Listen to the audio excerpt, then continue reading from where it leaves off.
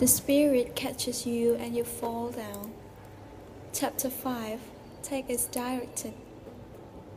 Between the ages of 8 months and 4.5 years, Lyle Lee was admitted to MCMC 17 times and made more than 100 outpatient visits to the emergency room and to the pediatric clinic at the Family Practice Center. Hamon read the administered notes. Then, Hamon well known to this facility. Then, Hamon very well known to this facility. Sometimes instead of Hamon, the note says Hamond, Hmond, or Mong, Mong, or in one note transcribed from a tape dictated by a resident Mongolian, an attempt by a tired typist to make sense of a strange syllable not to be found in any medical dictionary. Under how arrived, the notes always say via most arms under initial diagnosis impression, always seizure disorders of unknown etiology, and sometimes fever and pneumonia and infections of the middle ear. Under insurance coverage, always medical. Under amount paid by patient, always zero. Almost all the admissions notes contain the phrase language barrier.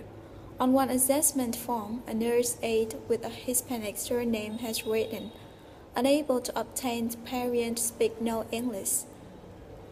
On another form, in the space marked communication problems, another nurse has summed up the situation with a single word, Hamon. Fawa and Nauka always knew exactly when a seizure was coming because Laya knew. The aura, a sense of premonitions common to epileptics and sufferers of migraine and angina, can take many forms, from merely peculiar sensations, sudden taste or smell, tingling, flushing, déjà vu, the feeling that an experience is utterly unfamiliar, to mortal terror. Physicians in the 18th century called the frightening auras anger, enemy, soul, anguish, a concept any monk might recognize. Before Laya fell, she would run to her parents to be hugged. She also demanded plenty of hugs from them when she was feeling fine, but they recognized these occasions as different because she had a strange, scared expression, and they would gently pick her up and lay her on the mattress they kept for this purpose on the floor of their living room, which was otherwise unfurnished. Sometimes there was twitchings on one side of her body, usually the right. Sometimes he had staring spells. Sometimes he seems to hallucinate, rapidly scanning the air and reaching for invisible objects. As Laya got older, the abnormal electrical activity spread to larger and larger areas of her brain and triggered more frequent grand mal episodes. As she lay face up, her back would arch so violently that only her heels and the back of her head would touch the mattress. And then, after a minute or so of rigid muscle contractions, her arms and legs would start to thrust. During the first phase, her respiratory muscles contract along with the rest of her body, and she would often stop breathing. Her lips and nail beds turned blue. Sometimes she gave high-pitched gasps, foamed at the mouth, vomited, urinated, or defecated. Sometimes she had several seizures in a row between them. She would tense, point her toes, and cry a strange deep cry. In the most serious episodes, Laya would continue seizing and seizing without regaining consciousness. This condition, called status epilepticus, when it lasts for 20 minutes or longer, is what the doctors in the MCMC emergency room feared most. Laya usually remained in status until massive doses of anticonvulsant medication could be administered intravenously. Inserting a needle into the vein of a baby who is having convulsions is like shooting or trying to shoot a very small moving target, while the helpless young resident who happened to be on call maneuvered the needle. He or she was always acutely aware that as each second ticked away during the phases of respiratory arrest, Lyle's brain was being deprived of oxygen. When I asked one nurse whether this caused brain damage, he said, "If you want to know what a 5-minute seizure is like, go stick your head in a bucket of water for 5 minutes and take some deep breaths." Over the course of several years, Lyle was treated at least once, and sometimes many times, by each of MCMC's residents, frightening as it was to be on duty when Lyle was brought in at 3 a.m. There was probably no other group of family practice residents in the United States who by the end of their 3 years program were so familiar with the management of pediatrics grand mal seizures. The residents were merely the first line of defense.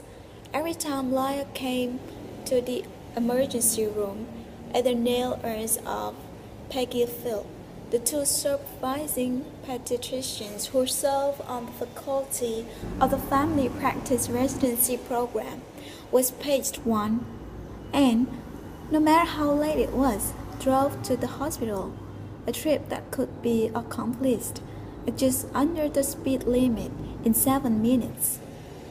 Peggy Phillips was the physician Dan Murphy consulted during Lyle's first admissions to MCMC.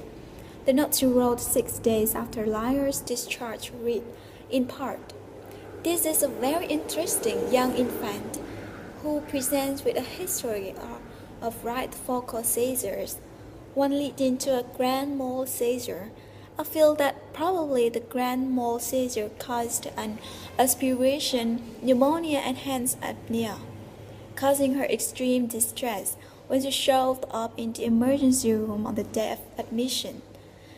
The child has appearance done well on her dilantin, although she has continued to have some right focal seizures. My feeling is that this child probably has some form of benign focal seizures of infancy. These are not especially common, but can often be quite benign in nature. Since there is apparently some chance that this will generalize, it is probably worthwhile to keep the child on dilantin therapy.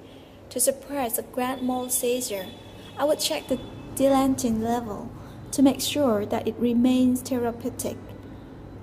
I think that the prognosis for this child's intellectual development remains good." Looking back on this optimistic document several years later, Peggy explained, "Most epileptics are controlled relatively easily by seizure medications. Lyle's disorders turned out to be much more severe than one usually see in classic epilepsy.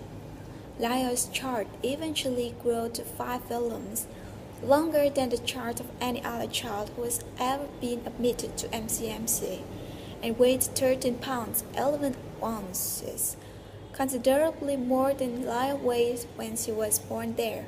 Neil and Peggy once went through a photocopy of it with me over a period of several evenings. The two doctors worked with the same briskness and efficiency they would have brought to a patient's diagnostic examination, arranging the thousands of pages in neat stacks, rapidly discarding any they deemed irrelevant, never skipping over, in fact, over specifically pointing out details that failed to put them in the best possible light, and stopping every once in a while to laugh ruefully of the chart's many errors. The errors were invariably made by transcribers, nurses, or other physicians. Their own contributions were flawless and usually even legible.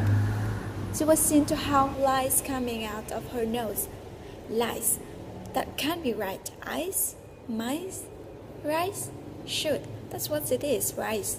Sometimes Neil would stop and stare at a page, often one that seems anesthetically dull to me, and shake his head inside and say, "Oh God, liar."